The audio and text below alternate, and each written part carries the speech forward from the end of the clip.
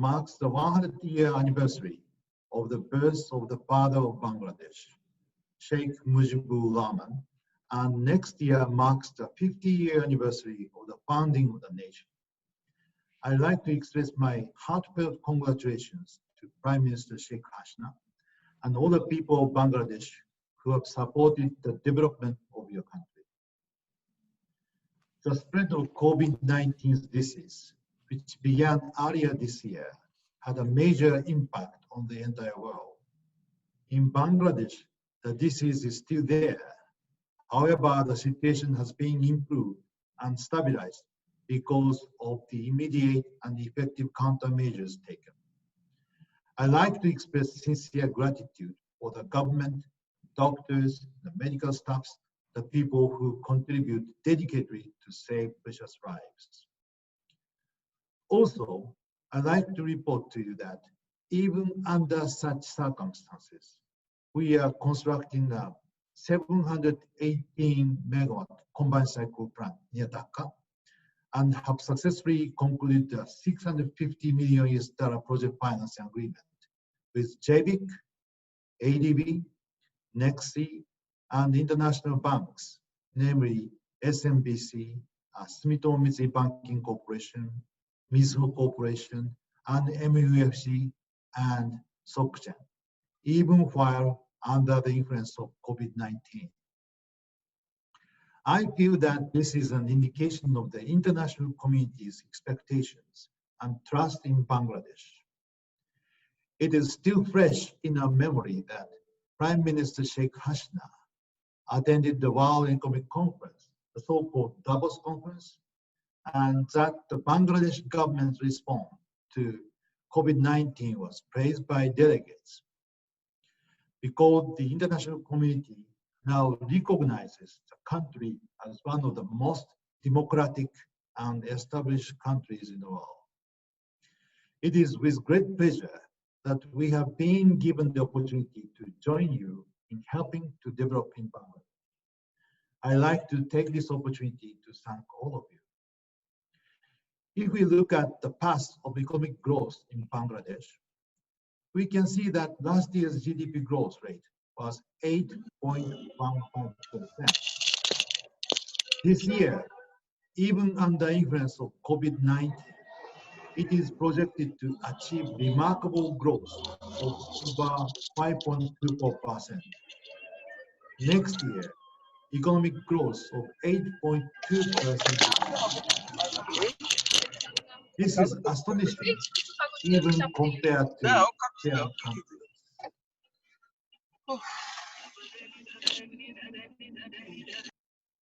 Needless to say, economic activities will increase energy consumption. But with the implementation of the electricity supply plan under the guidance of Prime Minister Sheikh Hasina, it is expected that in the next 20 years, from 2020 to 2040, electricity consumption will increase by about 7 times from the current level. As a result, we'll need approximately 7 times more power from the current 12 gigawatts to 80 gigawatt in 2040. In addition to new supercritical coal-fired thermal power plants, the Bangladesh government is planning to diversify its power sources, including nuclear power, energy advanced combined cycle thermal power plants, renewables, and energy imports from neighboring countries to secure future power supply. The development of Matabari area is the most important part of the power supply plan. As you know, this project will carry out large-scale development in the southern part of Bangladesh, close to Chittagong and Cox's Bazar.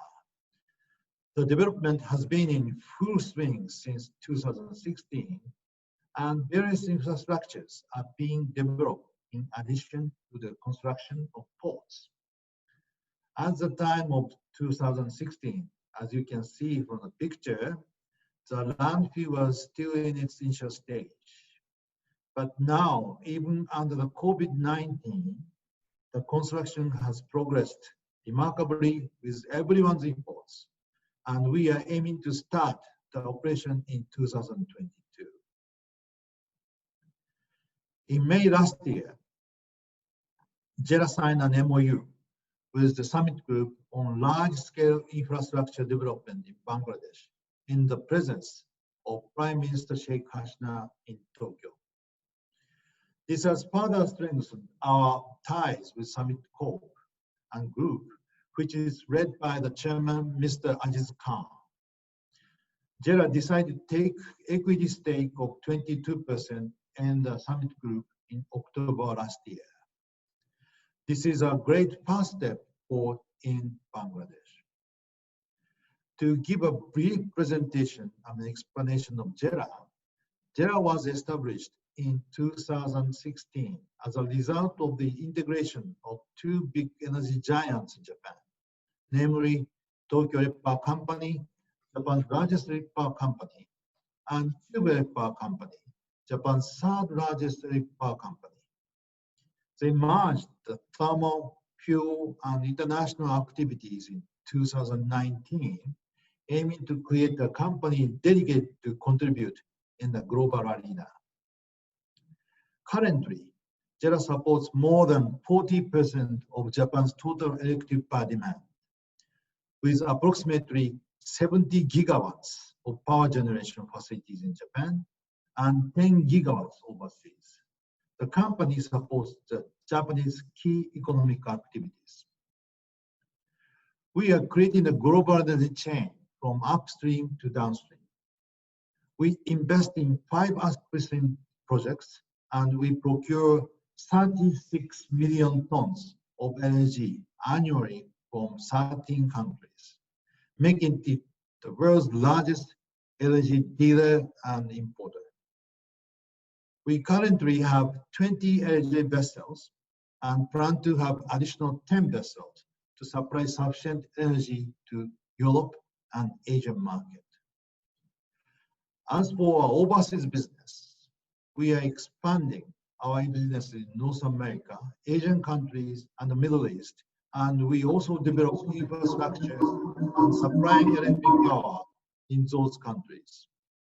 In the Middle East, because of scarcity of water, we also produce and supply water from seawater by various desalination technologies. As for LNG, we have 8 LNG terminals in Japan, and since we were the first in the world to introduce and utilize LNG as fuel from Alaska, United States, 51 years ago, we have been operating LNG terminals without any accidents for the half century. We have constructed and have been in operation with full reliability. JERA received 36 million tons of energy annually. This means that we need seamless operations at each terminal. We welcome more than 400 of energy vessels a year. And since energy is a liquid with a temperature of minus 162 degrees centigrade, special care is needed. We are proud of being the world's top operator of energy facilities. In addition, since last year, we have been operating the FSRU offshore Cox's Bazar with the Summit Group. So this is a Futsu energy terminal and most advanced combined cycle power plant. I designed this power plant in my younger days, and this became the largest combined cycle power plant in the world. This plant has 12 energy tanks and power plant capacities 5,160 megawatt. And this is Joetsu's energy terminal and most advanced combined cycle power station. This will produce 2,380 megawatts to support the economy of Central of Japan. At Freeport, Texas, the United States, we procure Henry Hub Index pipeline gas, which is liquefied and transported to customers in Europe and Asian countries via the Panama Canal. It purchases shale gas in the United States, liquefies it, and transports it, producing 2.3 million tons of energy annually. aiming to supply low-cost energy to the Asian region. This graph shows the trends of how we have been improving the thermal efficiency of the power plants.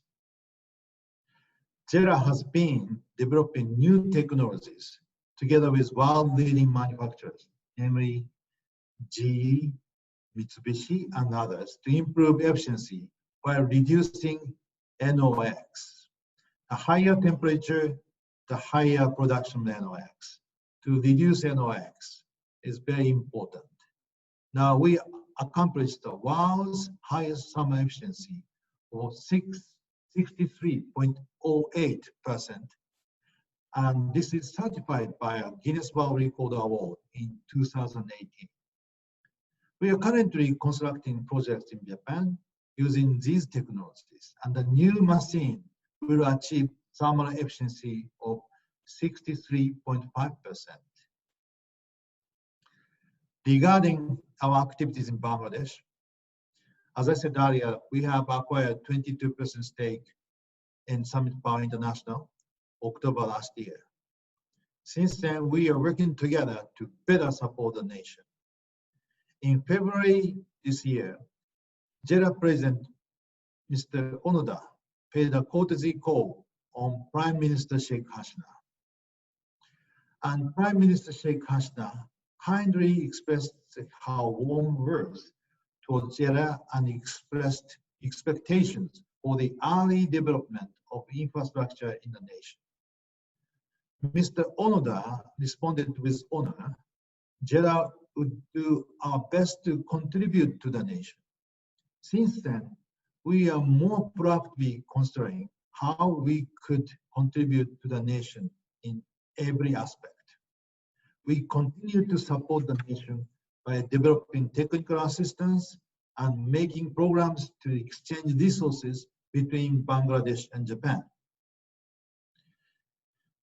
Unfortunately, under the spread of COVID-19 since then, physical ties and communication between the nations have faced difficulties.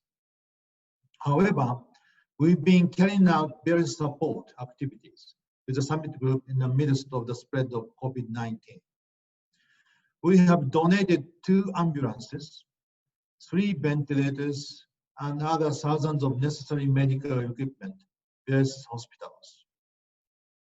The summit group immediately reacted and also support the government and the people of Bangladesh through the provision of infrared thermal scanners, or heaters and cables, and donate ambulance to Shiraji Khareda Cantonment Port General Hospital. Through these activities, JERA hopes to be of further assistance in all aspects of Bangladesh. And lastly, my dream is to create a city like Manhattan or Singapore in Bangladesh. I'm convinced of the future of this country. In 10 years, a city like Singapore will be built in the Matabari district, and what I call Manhattan, like Manhattan, will become a reality. To achieve this goal, we at JERA will strive to contribute nation's future. This is the nightscape, and we JERA commit that we will strive to contribute to every aspect of Bangladesh's future. Thank you very much for your kind attention, and we do look forward to working with you all. Thank you very much. My deliberation of my lecture. So I was very carefully listening to Mr. Toshiro Kudama, CEO of JERA Asia.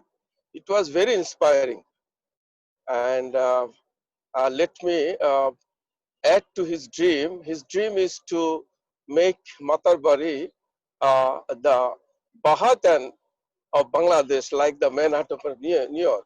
is very inspiring.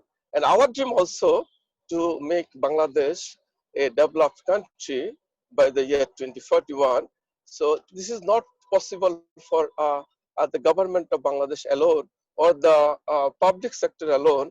I think we can make this dream happen with the concerted effort of all our development partners, the public-private partnerships.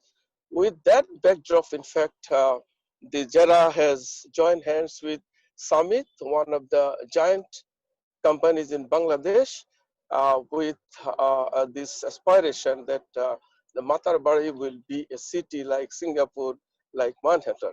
In fact, like Matarbari, we have some other dreams where all these combined efforts will make Bangladesh a developed country. Now, let me come back to my subject. In fact, as Mr.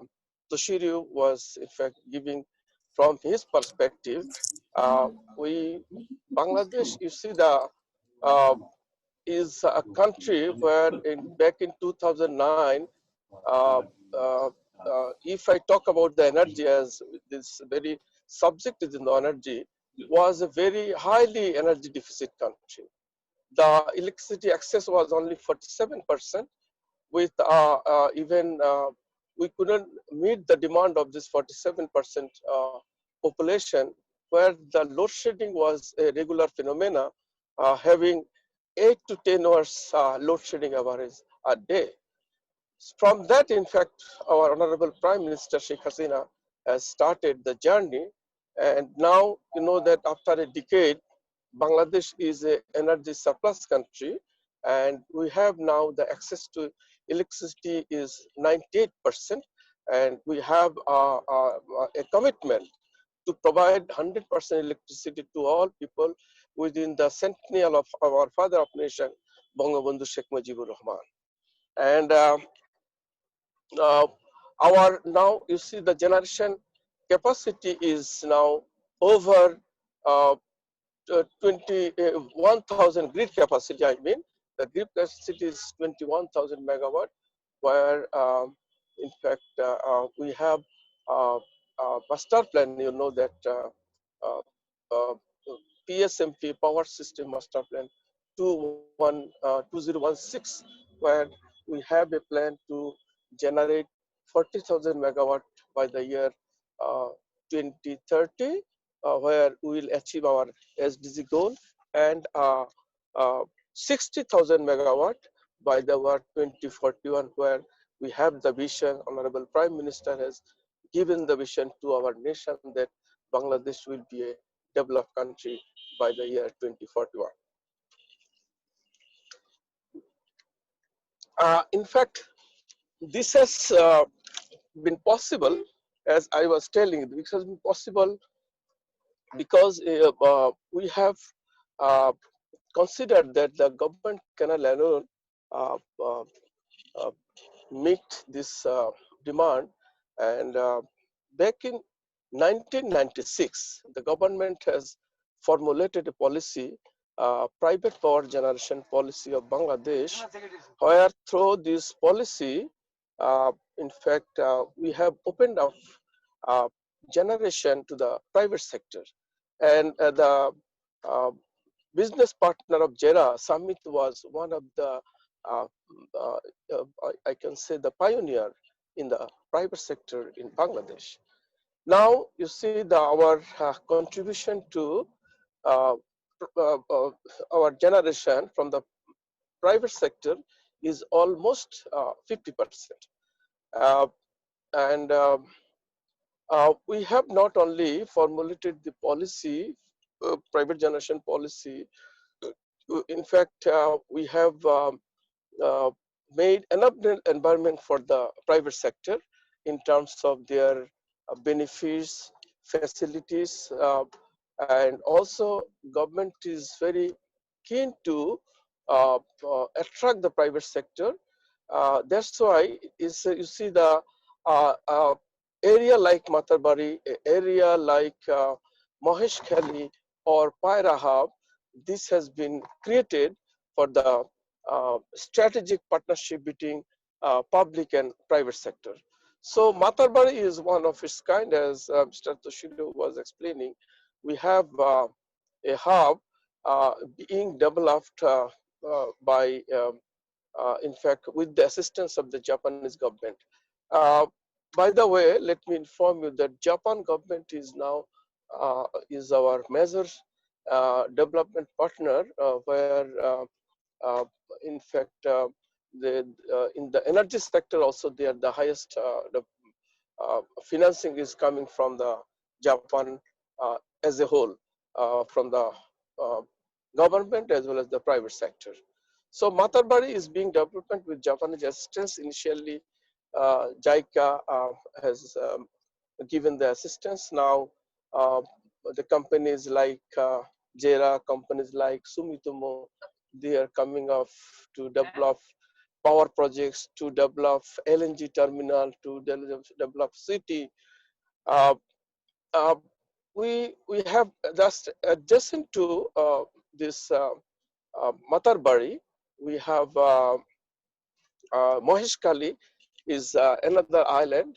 These are in fact located adjacent to one to other, and Moheshkali is also another hub where we have a plan to develop around 12,000 megawatt power hub.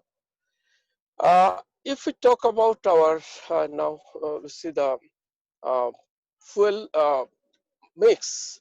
Though back in 1996, we have almost 100% dependent on the natural gas. In fact, before 2009, our contribution of natural gas to our fuel mix is more than 90%. And you know that at that time there was a myth that Bangladesh was floating on gas. So we have developed all the power plants based on the natural gas. But over time, sooner after, in fact, few years, we observed that our natural gas was depleting very rapidly. And now the contribution of natural gas to our generation mix is around 50%. So we had to diversify the fuel mix uh, based on the principle that it should be least cost, the price should be affordable. Definitely, at the same time, it should be clean energy. And we have, in fact, adopted coal as our second least cost option. Uh, and this, the Matarbari one, supported by JICA, is being developed by coal. It is a ultra supercritical technology based power plant having 1200 megawatt. The plant is under construction, and we believe that it will be coming into operation by the year 2024. Besides this one, we have also PYRA one, a joint venture with our one of our government-owned company, Northwest Power Generation Company, and the China, one of the Chinese company. And in the Rampal, we have another one. So we have been developing a number of coal-based power plants, but again, there are huge concerns regarding the coal. So we have been rethinking how to make more sustainable and environment-friendly fuel mix, in spite of having our domestic gas shortage.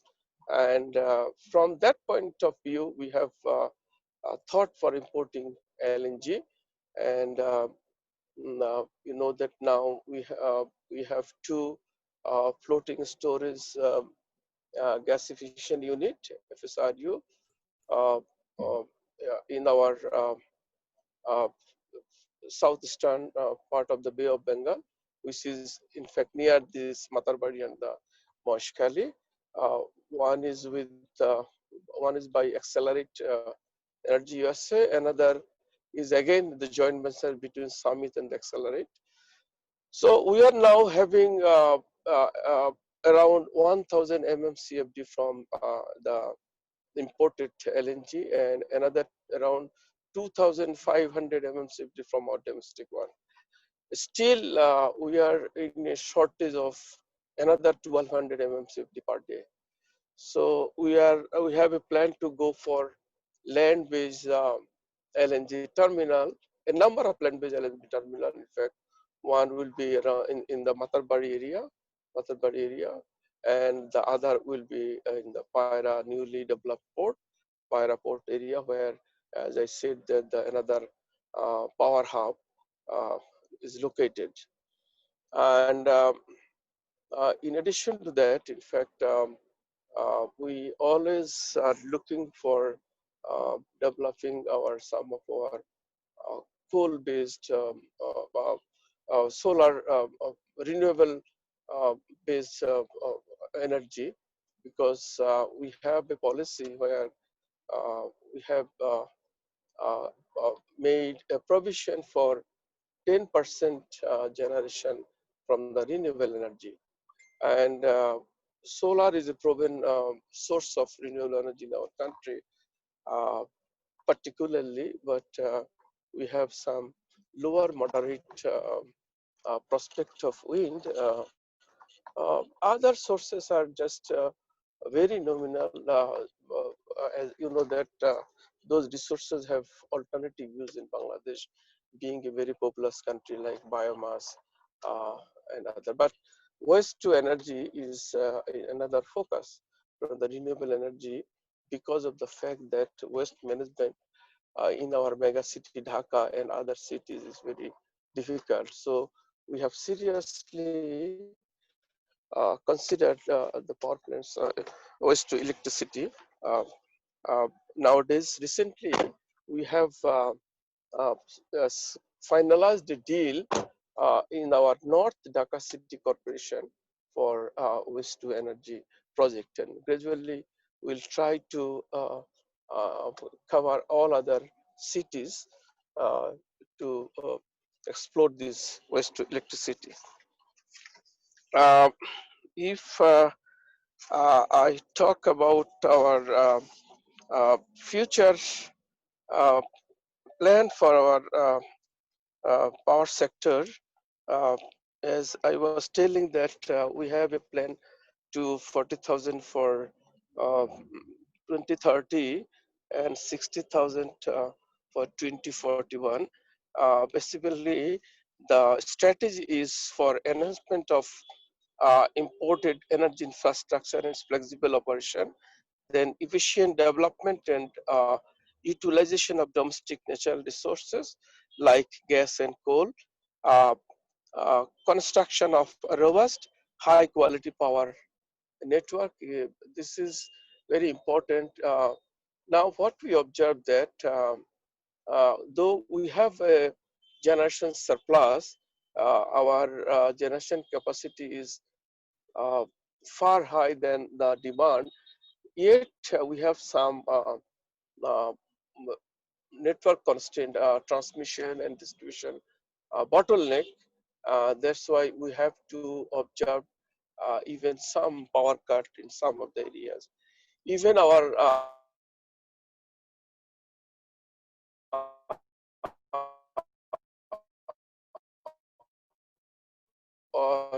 frankly speaking, we cannot build sufficient confidence to our uh, uh, industry owners. We have, though we have the surplus generation, still they are having their own captive generation because of their claim that our grid quality, grid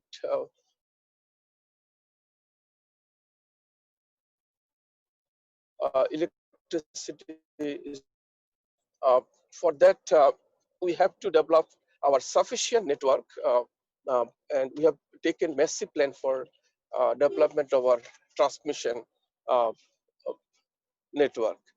Uh, from taking from the experience of our generation, uh, including the private sector in the generation, we also do consider that we can invite the private sector for the development of our transmission as well.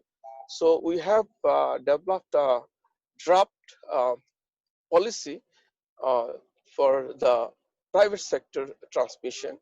I believe that very shortly we will see that the private sector is also developing our transmission grid network. Meanwhile, already we have introduced one, in fact, segment of the transmission network uh, through this build, own, operate, and transfer, where this PIRA hub, this to evacuate the power from the PIRA hub, we have awarded the contract to a company who will go for build, own, operate, and transfer basis and develop the 400 kV transmission line. And next come that we will maximize the green energy and promotion of its introduction. Though solar is a very proven one, but at the same time we have some challenges. You know that Bangladesh is a very land constrained country, because the youth population with this very small country. So finding land for the solar is very difficult. That's why, in fact, we have awarded around 2,000 megawatt to the private developers, but very few could turn off because of could not managing the land for the solar. So we have uh, uh, introduced a policy for net metering of for the rooftop solar power. So there are huge industries, government, public, private buildings where we can utilize those rooftops for the solar. So that is in fact having a very good alternative for development of our solar project. And uh, by the time we could uh, made a number of contracts for this rooftop solar project. In addition to this rooftop, we are going for solar irrigation, and also we are trying to find some marshy land where we can develop the solar parks. In addition to this, the strategy of our this 2041 plan, another challenge is the human resources. You know that as we have this sector with a capacity of less than 5,000 back in 2009, now it is more than 21,000. But incidentally, our human resources are remain same. And moreover, we have diversified our technology, like we have now gone for ultra supercritical technology. We have shifted from uh, simple turbine to the combined cycle, most of the power plants. So we need to develop our human resources, and I believe for that we need to drive, need to have a special drive where we can develop our human resources. Regarding the uh, environmental aspect, if I address, you know that Bangladesh uh, government has signed the uh, Paris deal, and our Honorable Prime Minister has been selected as the chairperson of the Climate Vulnerable Forum. And we are very keen to, though we have very, because we are the least emitter, we have very least contribution to GHG emission. but we are the most sufferer for the climate change due to our geographical location. So we are always very keen to uh, look into the environmental concern. Any project, any power generation project must have gone through the environmental clearance, and we don't in fact spare any part of any environmental lapses. Uh, as I told that's why we though we are implementing some coal project, but all are on the concept of clean coal technology. Not only this machine itself, ultra supercritical one, but we have introduced some additional features like flue gas desulfurization unit for capturing the SOx, low NOx burner for capturing the NOx, and also we have closed cycle this water uses, so that the river can we can obtain least water from the river, and temperature will have very minimum, and that's why. And coal quality is also very high quality coal, where we have this what should I say is this calorific value is very high, and our efficiency will be 48 to 50%. Though we have to use some liquid fuel at the moment, but these are only used for the peaking power. As due to this this fuel constraint, I mean this our domestic fuel, though the gas was the only domestic one, but it is depleting. So we have also taken up, you know, that after a long effort, this initiative of 50 years back, now we are developing a nuclear power plant in the northern part of our country, and this is under construction, and you have got all the safety measures for this nuclear power plant. There are in fact 5-layer security measures, and you know that this nuclear power plant is considered as a clean source of baseload power generation, and healthy air quality. So this nuclear power plant uses most advanced and secured modular water-cooled, water-model power reactors of the world. Do I have any more time, Mr. Moderator? Yes, it's like just end. Okay, Yeah. so yeah. So I will just finish within a minute that. So we are due to our this fuel constraint and looking into the environmental aspect, we have also focused our cross power electricity trade, and we are importing now more than 1,000 megawatt from our neighboring country India, but we have a plan to go for power exchange. It's not only this import, rather due to the seasonal diversity as well as our fuel diversity, we can easily exchange electricity between our neighboring country. That is what we are looking for. We are in collaboration with Nepal. We are trying to have a collaboration with Bhutan, and we believe that this sub-regional cooperation can bring this sub-region into a sustainable sector, power sector in near future. So thank you very much. Again, my apology for not being in a proper manner in this forum. Thank you very much.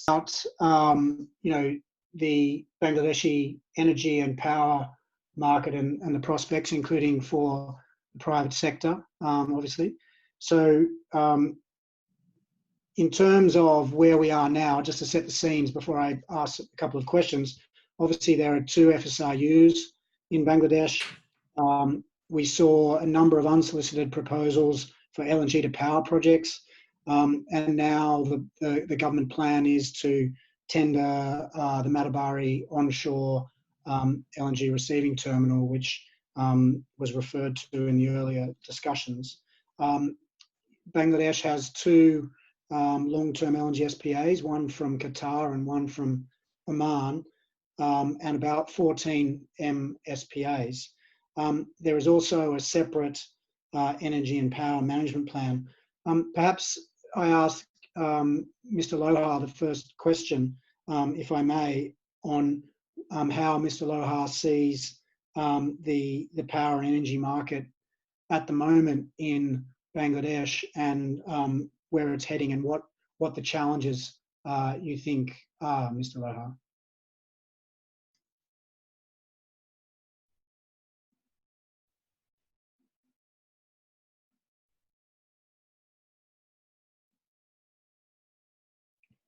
We can't.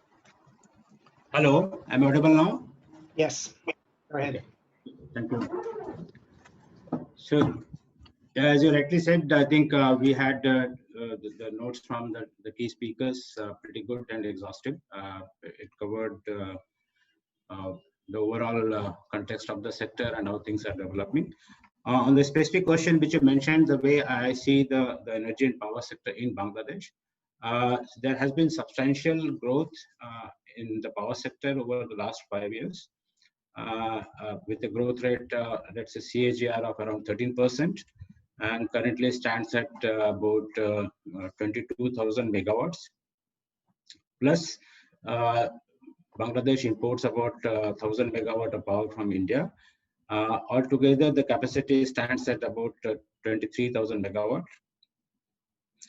And the electricity access also has been growing steadily, with the current access rate of about 85%, which basically in the urban area it's around 97%, and rural areas 78%.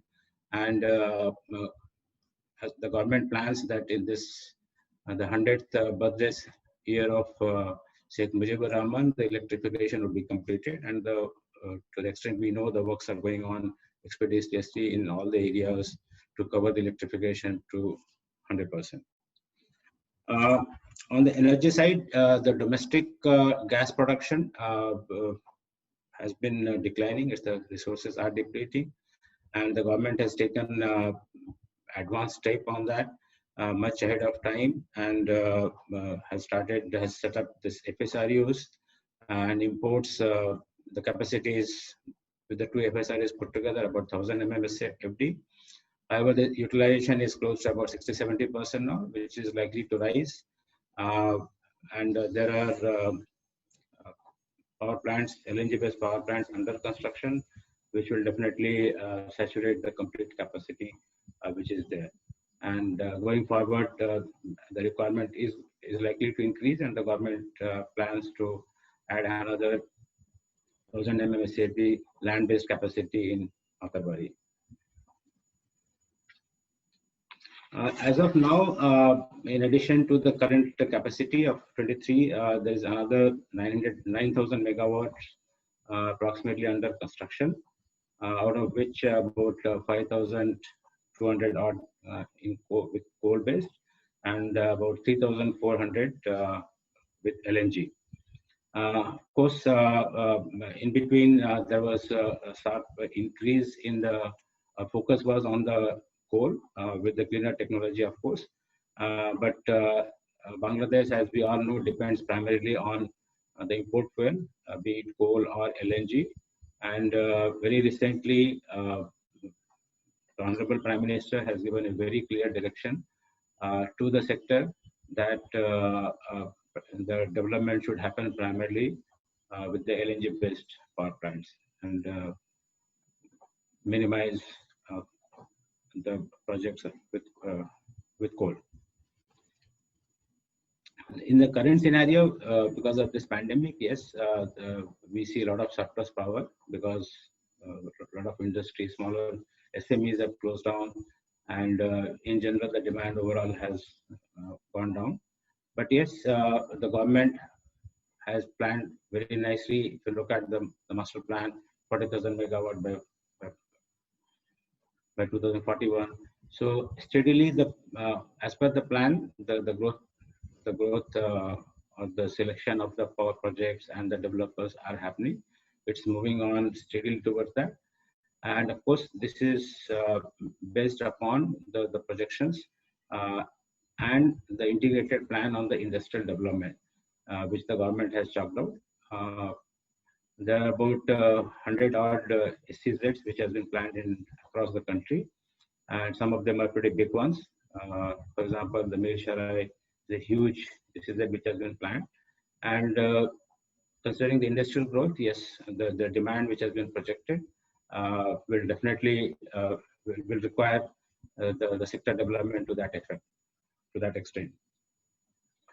And yes, so now to match up with the sector, the power sector master plan which is there, the industrial growth also has to happen, which as I see that the growth has not been happening to that level.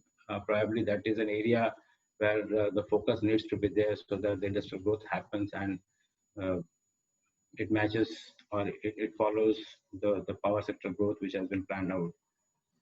And that will lead to overall economic growth of the country.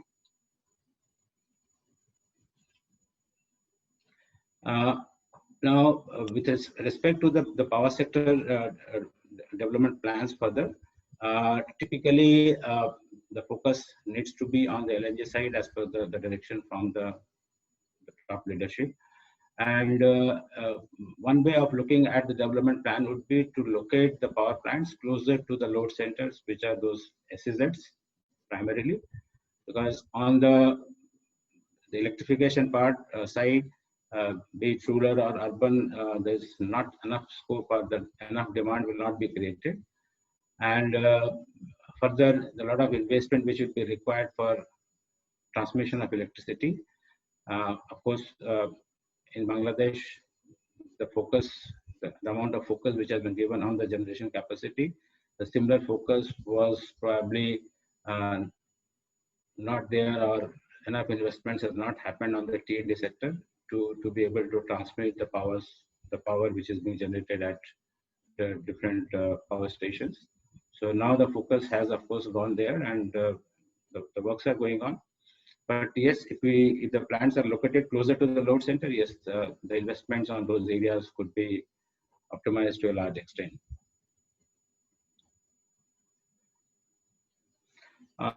We have seen also that together with the growth, the T&D losses have also gone down. It's close to about 12-13% now, which from the earlier 20 odd percent plus. So there has been development there also. So overall, I see many the sector development is happening. The plans are there.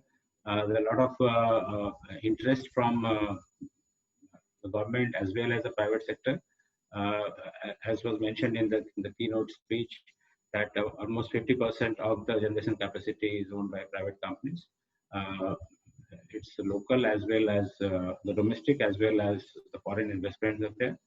And we see a lot of interest with the DFIs and the multilateral financing institution of helping develop the power sector in the overall for the overall growth of the country. One area which I see which needs definitely priority, of course it's there in the plan, discussions are happening, is the regional grid. Because if you look at basically looking at the seasonality, seasonality in the power requirement and the generation, we have across Asia, India, Nepal, Bangladesh, Bhutan, Myanmar. So all these areas, like there are hydro potentials in Bhutan and Myanmar, and then part of India. Nepal, of course, is full of hydro potential. Bangladesh, there's of course shortage of land, so solar power, there's not enough potential here. But yes, some development has happened. Whereas in India, there are a lot of solar generation capacity which is getting created. So if the regional grid comes up quickly, that will be a win-win situation for all the countries wherein the power exchange can happen. And of course, that will require a proper power exchange, regional power exchange to be developed together with the regional grid, which will help optimize each of these countries, the cost of generation, the cost of power imports, and make best use of the mixed resources which will be available in the region.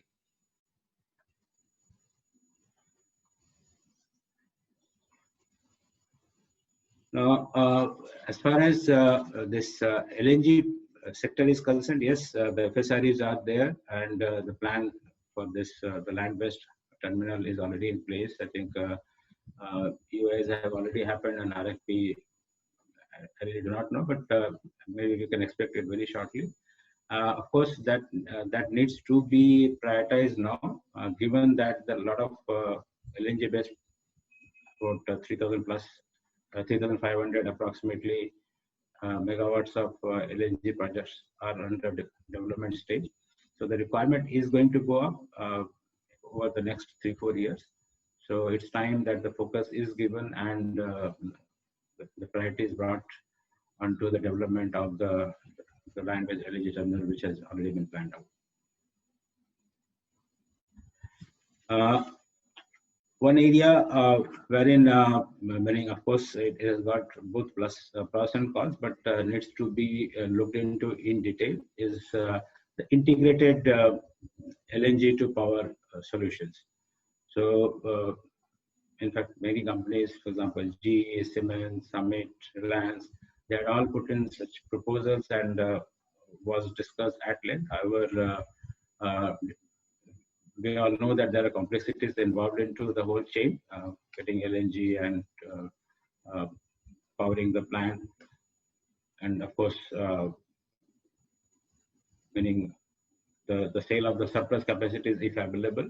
So there are complexities involved, but probably that's an area which needs focus and could be streamlined out, wherein we have multiple players in the field which can source LNG at competitive prices. As compared to the current sort of monopoly that the import is done only by the government or Petrobangla, rather RPGCL and arm of Petrobangla. So there could be players wherein the competitiveness can come in, and it could be the capacity planning could be done in a manner that part of it is utilized for the power generation and some surplus out of it could be supplied to the national LNG grid and can be used for other purposes as well. So that's an area which I think should be looked into. Of course, it will need,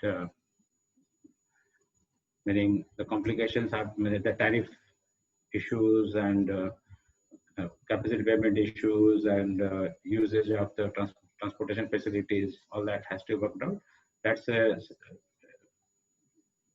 a complete different regime has to come up, wherein the capacity building would be needed, and possibly we'll see that happening in the near future.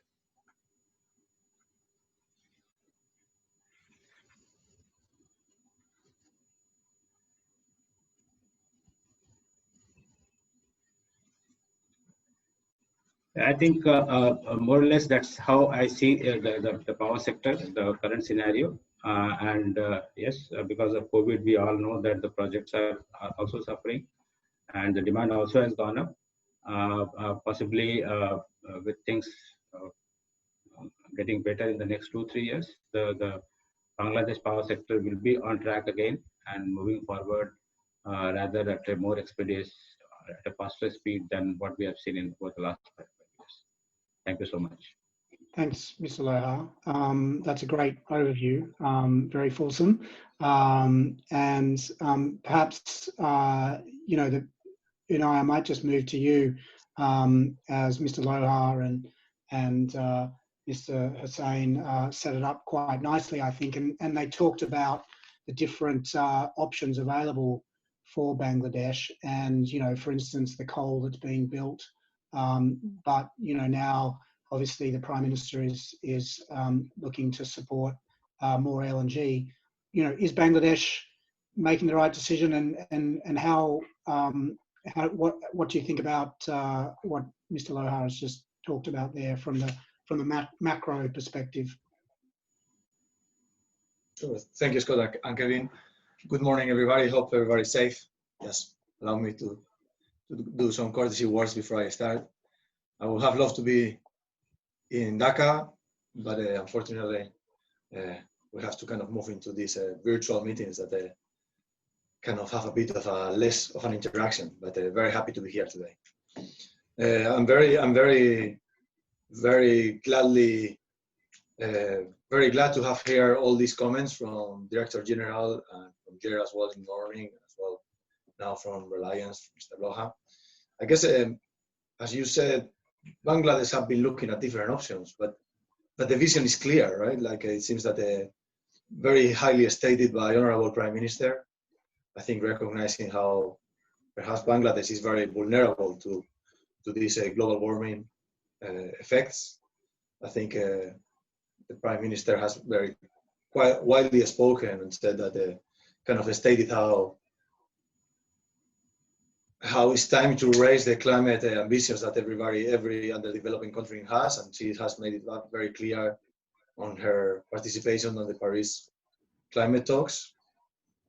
So I think, and it's obviously very clearly resonating within the energy ministry. I guess Director General Hossain was very clear on how gas is probably the way to go, and is the way to go combined with renewables, and we see that working very well in different places. I mean, we see how gas is able to complement renewables and has been proven in places like California or Spain. And then that mix as well, we were talking briefly yesterday, Scott, and is as well kind of linked, or is this whole thing is adding that the export credit agencies and even coal developers are kind of struggling to get some coal power plants off the ground, right? Acknowledging that coal and gas, at the time of the decision is made, coal is not necessarily cheaper than gas, and that's not even considering all the externalities that it has. So pretty glad to see all this kind of very clear vision and very clear master plan being put into action. I guess Lohar mentioned today that the question about growth, and somehow I wonder whether it feels to me that it's a bit of a chicken egg story, right? Lots of demand creation didn't happen because there was a lack of power, let's say 5-10 years ago. Bangladesh have done an enormous job to fix that problem, and I'm for sure see industry coming up right afterwards, right? But as everybody has rightly pointed it, I guess the next step to closely watch in order to facilitate that gas growth, it will be that land-based terminal in Moderator, right? That seems to be the next big task that Bangladesh have. So keep in mind. Right? Thanks, Unai. So perhaps I can just turn to Kaseya-san from INPEX and just ask you, obviously we've heard, some concerns around transmission, some concerns around,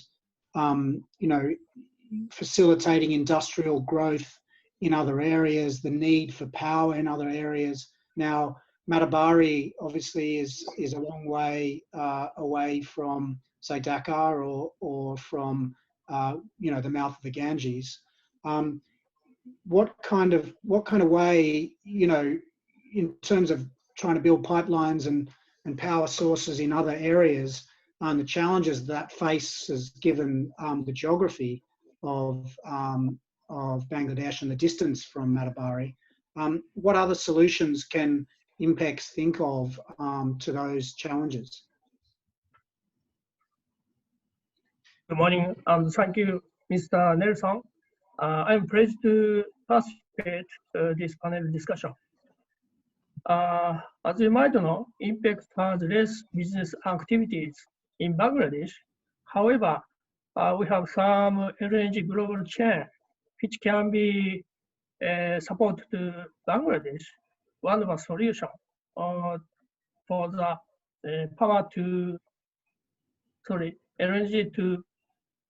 LNG to power in Bangladesh. Can I show one slide? Yes, please, go ahead, Kaseya-san. Yeah.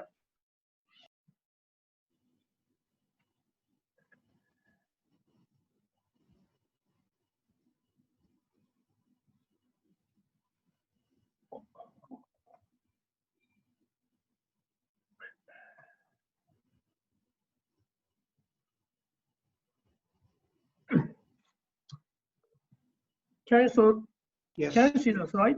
Okay. I can see it, Kaseya-san. Thank you. Okay. Before I go to Bangladesh, let me explain quickly INPEX activities. This shows one of the global LNG chains from Australia to Japan. INPEX has an upstream field in ICSIS, which is ICSIS. We make LNG production from 2018. On the other hand, in Japan, we also have a natural gas field. However, the production is declining. In order to cover declining the gas field, LNG receiving terminal is constructed in the Japan seaside, which is Naoetsu, and imported LNG mixed with field gas, which is quite a similar situation as the current Bangladesh, I think. This is another scheme of the global chain. It is quite simple. However, this is also support to Bangladesh situation. Terminal and INPEX have some LNG portfolio. The LNG will be transported to Arun, which is the west side of Indonesia, by a regular size of LNG carrier. At the Arun, we use tank storage and brake valve, which is reloaded to a small LNG carrier that is 35,000 cubic meter. The reason why we use small carrier is the water depth of at the site is quite shallow. Site means power plant. We provide LNG fuel by small carrier to the shallow water power plant. This is another scheme of INPEX LNG chains. Now, this is a Matabari LNG. Matabari onshore LNG terminal has a 7.5 million per ton annum, or future expansion to 15 million ton per annum. The status of the LNG terminal is request for interest of the BOT issued by RPGCL January last year, waiting shortlist of the RFP.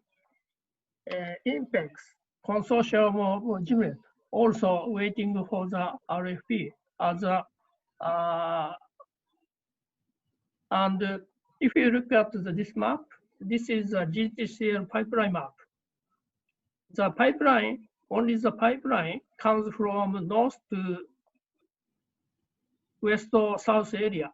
Only this line. The terminal is end of terminal is Kurna. So therefore, in the west or south area is quite less pipeline infrastructure. On the other hand, Matabari Energy plant is located at here. If we use a small supply LNG vessel, the Matabari LNG terminal potentially can supply LNG to coastal power plants, because coastal power plants is located nearby sea ordinarily. one of the case study here. If you look at the 1,000 megawatt power generators, that requires 1 million ton per annual LNG, which means 50 times break bulk per year. I think which is quite practical or feasible for the operations. This is, I think this is one of the solutions for Bangladesh, which has less gas infrastructure at the mainly Southwest Asia, Southwest area. Thank you. Thank you, Kaseya-san. You know, there's some good out-of-the-box thinking there from INPEX. You know, facing the challenges of you know, Bangladesh. Perhaps if I can move back to Unai just to ask about, you know, obviously there are various supply options that Bangladesh can choose from. Now, once it has the terminal, you know, it's a good strategic asset that they, as Kaseya-san has said, you put 7.5 MTPA capacity down and expand it as the industry expands. What do you think about, you know, the different supply options for Bangladesh? You know, can you make some comments around the seasonality, I think, which was touched upon earlier? And can you also, for instance, talk about the different uses? So, you know, power versus industrials and the pricing, you know, options such as Brent and Henry Hub. Are you able to respond to that for me, please, Unai? Yeah, I guess it was very interesting to see the presentation from Kudama-san, and obviously it's a very clear example on how a big land-based terminal could help underpin and develop the industry a bit further. So far, Bangladesh have done a fantastic job so far in terms of LNG, in everything that has done regarding to LNG imports, right? It was one of the best example on the industry, and it's one of the few new LNG import countries that actually managed to actually get things done and move ahead in a very timely, in a quick, competitive, and very firm way, right? The two FSRU terminals have provided expertise, have provided foundation grounds for the industry, and again, that has been a terrific job. I guess everything that now Bangladesh will face is a bit of more the second biggest steps into the LNG importation business. So things like small ships that will go from Matarbari to other places is something very creative and obviously very, very useful for the country. As the country evolves into a more sophisticated LNG importer, there will be things that will need to be considered that perhaps were not considered before, just because it was an industry in a very early stage within Bangladesh, right? Bangladesh is not new to gas, but it was new to LNG per se. So some of the things that we've been hearing, that what will be required going forward will be things like flexibility. And we've been seeing flexibility, for example, whenever it comes to provide that robust electricity system that Bangladesh will need. And we've been seeing that in places like Europe or South America, in which LNG will arrive there on a very flexible basis, depending on the overall needs of the country, either on the power or overall.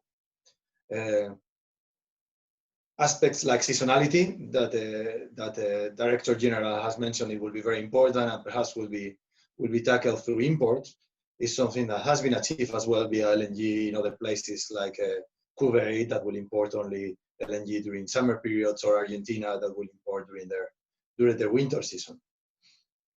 So again, another example of how would that work.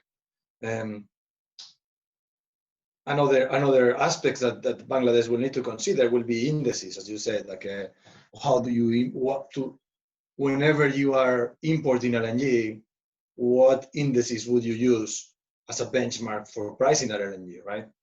And we see in Bangladesh being very successful importing Brent-linked LNG, but it needs to be acknowledged as well that all kind of the market and our neighboring countries have looked into Henry Hub or other indexes solutions in order to be able to mitigate risk associated to high oil prices environment that could happen.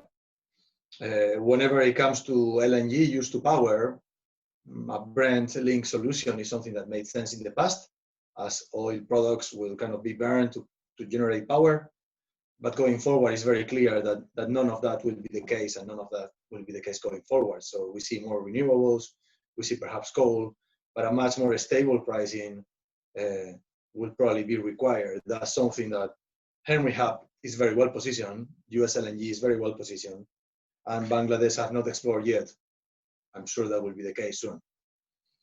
And again, other aspects of having a very diversified portfolio coming from the different parts of the world in order to be able to mitigate as well geopolitical risk, right? At the moment, 100% of the LNG that goes to Bangladesh comes through Middle Eastern suppliers.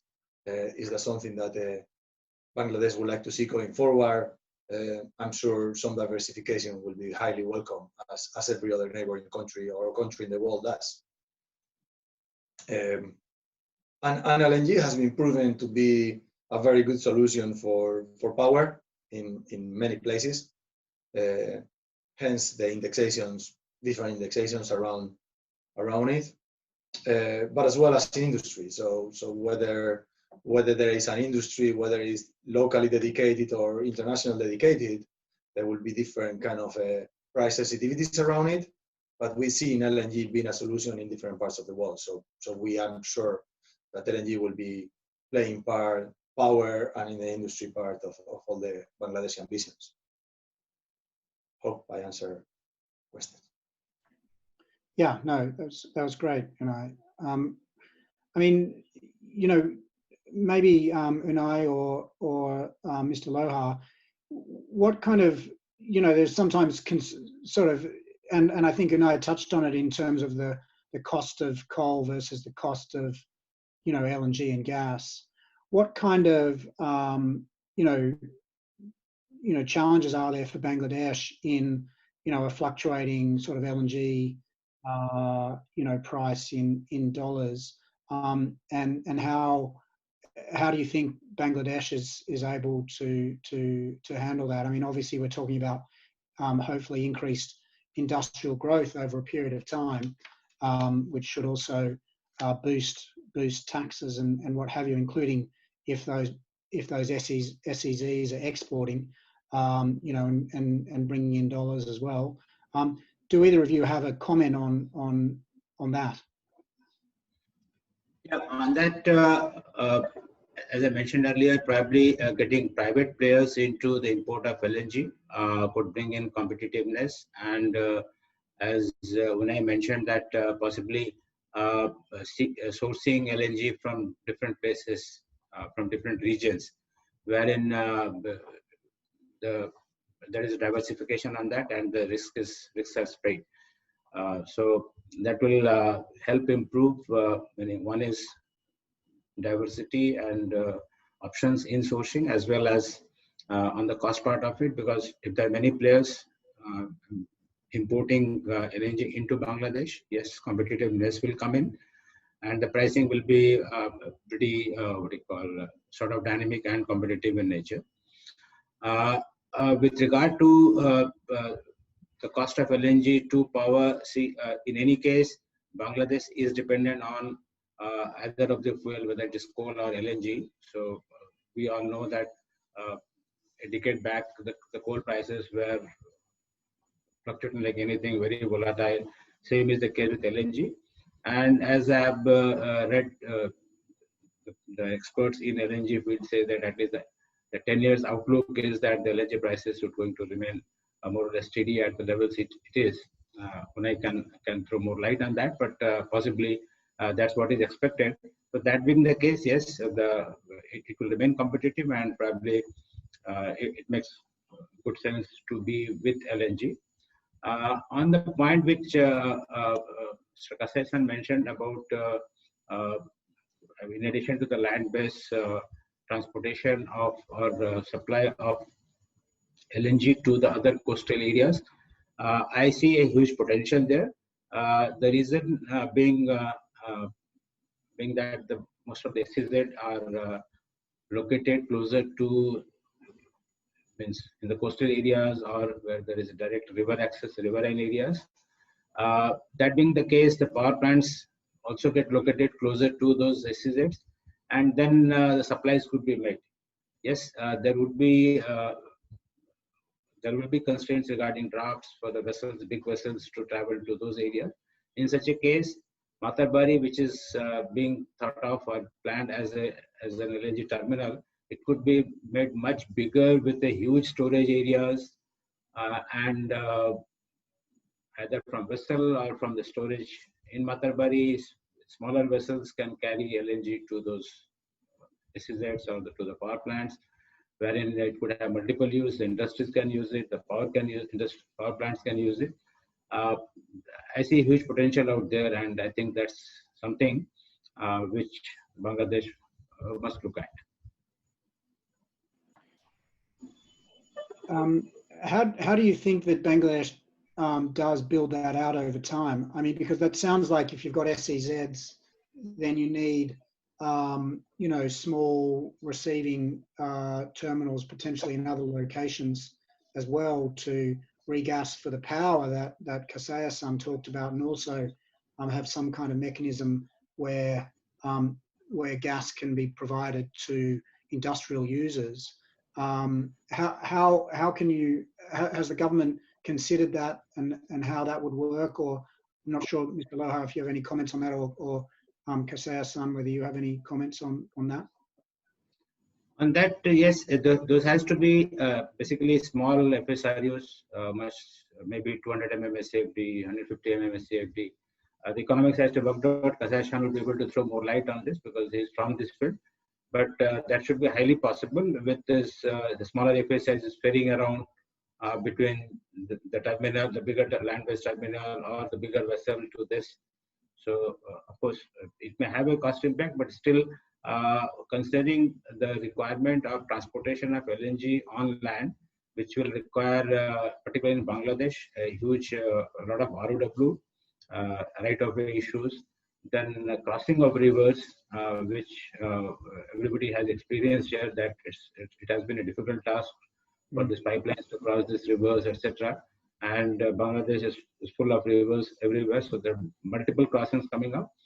Considering those constraints, which is going to be increasing as the day passes by, this transportation to the smaller FSRUs or the vessels could be a good option to be thought of. Kaseya-san, could you perhaps add your thoughts on that? Because I know that small receiving terminals have been considered in Indonesia, and I think they exist in Norway. Are you able to make any comments on that? Yes.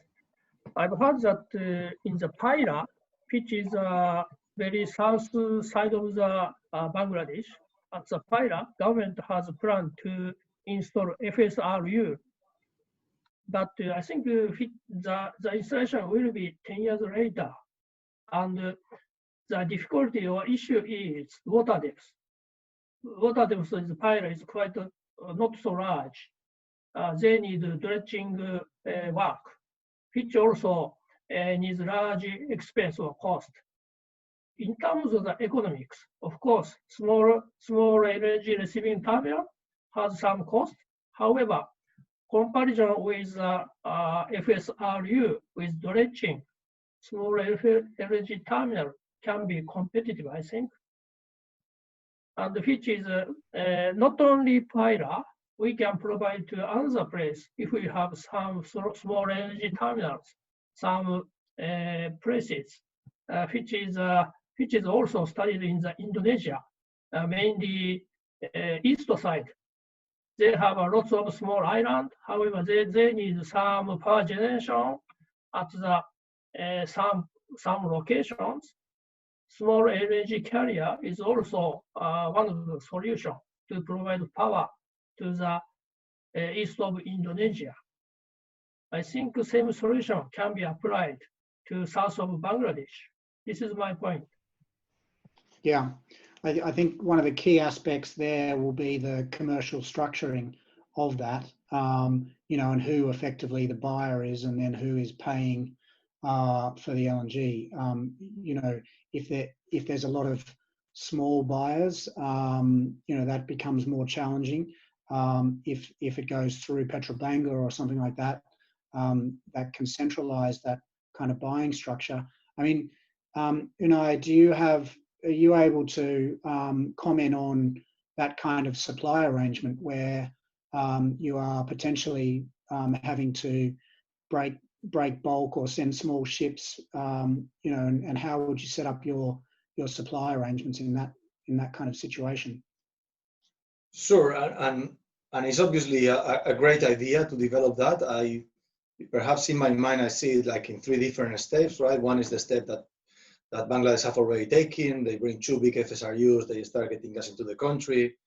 I would see like a second step, bring or build a land-based terminal to underpin that third step, which would be develop those small ships or develop that business around smaller ships, smaller receiving terminals, and being able to develop that industry based on that strong second foundation, which is having a big land-based terminal. And I guess when a market is developing, it's very important to have a very clear vision and everybody working toward the same directions. We have seen most of the countries, wherever they develop their LNG business, having, let's say, one main national champion, one big importer that kind of carries that vision, that makes sure that all the plans get established on the way that the market and the leaderships is looking to develop that. I don't think that necessarily result in a less or more competitive market. I think the LNG market is mature enough in order to ensure that one single buyer, even actually, it will probably give them a more stronger negotiation hand to that single importer. And yeah, and that's so far what Bangladesh has done. It. So I do see that having this business breakdown and trying to step from step 1 to step 3, it kind of is a show of how eager everybody is to see Bangladesh successfully developing the LNG business. Somehow, if you look at the countries where kind of they more successfully developed this, they were kind of very clear. If they were not very clearly defined, you could actually see different steps on that process until you got to where they are today. So yeah, I do see that second step is very important, and having Petrobangla kind of leading all those LNG imports and making sure that vision is implemented as the next key big step in order to be able to achieve that kind of a third step of small ships and small businesses around it. That's my view. Yeah, it's a very good point, the stepped out approach. And perhaps Mr. Lohar, if I can just direct this question to you, you know, taking Unai's second step, which is the building of Matabari and the development over stages around Matabari. Obviously, we have, in some ways, you know, and we touched on the use of FSRUs or LNG to power, which is for a dedicated power source. You know, the land-based terminal offers different options. Effectively, you can supply into the grid, for instance. You know, if there's less power demand at a particular point for industrials, say, where do you see the opportunities? I think 2-part question. Where do you see the opportunities around Matabari? Is it really just power, or are there going to be some good industrial opportunities or other opportunities there? And then, can you just comment on? I think there's, you know, separate management plans for energy and separate management plans for power. You know, how those 2 different plans need to be coordinated in the future to really make the most of Matabari. Yeah, absolutely. That's very much important, because both the power and energy has to move hand in hand. At times, we have seen a bit of disconnect, wherein the priorities are different on the energy sector and the power sector. Probably that needs to be very well coordinated out. And together with that, the industrial growth, which is very much needed for development of the country, and which goes well with the power sector development plan, etc., has to come up. So to that effect, yes, Matarbari could be is being thought, but I think the concrete plans are still not in place as a major industrial hub. So not only power hub, but it has to be energy, power, and an industrial hub there, with probably a huge SEZ coming up, primarily dedicated to be a manufacturing base for many other neighboring countries, because the movement of raw material and movement of finished goods, everything can move out very smoothly and freely from there. So typically, a substantial portion of the capacity which is being developed out there could be utilized there. And of course, the rest of the capacity which is there with respect to power as well as energy could be put into the grid for use in other areas.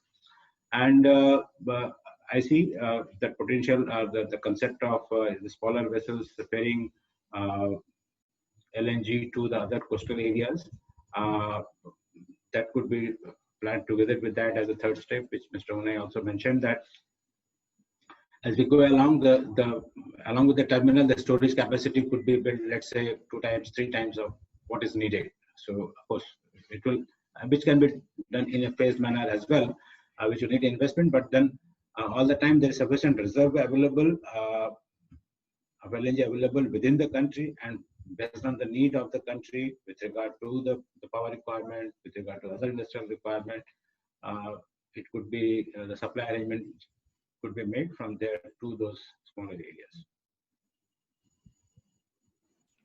Yeah. Do you know if the government is thinking out for the future plans and how they're approaching that, or is that not clear at this stage? Yeah, it's not so clear at this stage. SEZs have been planned, but at Matarbari, the overall plan, at least, it's not in the public domain as such, so we're not very clear on that. But I'm sure that must be on the drawing board at least, and there's a strong need for it to be done that way. Yeah. Okay. All right. Well, I think probably the first step is for the government to release the RFPs on for Matarbari, which has been awaited for a little while. I understand. I guess is probably coming out, next year. I'm not sure if anyone has any comments on that or is able to comment on it.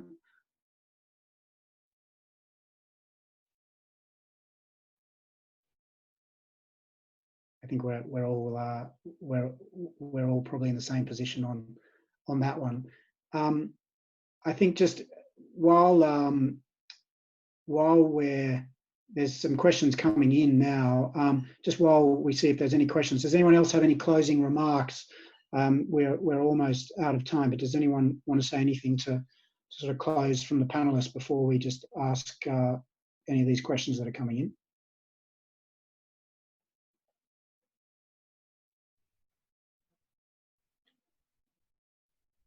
No, you're all okay. Mr. Lohar? I just take no further comments from the side, so we can take the questions if it is. Okay. So the one question has come in. What is the average power requirement for Bangladesh annually, and what amount is generated in the country? I think, Mr. Lohar, you answered this question earlier, so perhaps if you could just repeat that. And then the second part of the question is how complete power requirement is fulfilled, and what's the future plan to fulfill that requirement? I think Mr. Hossain talked about getting up to 40 gigawatts earlier by 2030, right? Do you want to make a comment on that, Mr. Lohar? Yeah, that's the future plan is pretty well clear as per the master plan. The current requirement, I do not have the figures offhand with regard to the kilowatt hours, but with regard to the capacity, the typical demand is around 10 to 12,000 megawatt, wherein the capacity is, there's a current one, and of course very seasonally is around let's say 22,000 megawatt. This goes, we have seen it going up to 16,000 megawatt, the peak demand in the summer season. So enough surplus capacity. And one point which I missed out earlier, I would just like to add in there that there is a good amount of close to about 3,000 megawatt active generation which is there, which is definitely not that efficient. And then we have oil-fired plants, that's another about 5,000 megawatts. So that is something which the government has planned and has to be there to phase it out with a more efficient power generation capacity. So that's also factored out in the master plan which is there. So while we see that the figure is probably pretty high as compared to what the current demands are, but when this development happens, slowly the other capacity phases out, wherein the overall the power sector becomes much more energy efficient. Yeah, sure. I think so.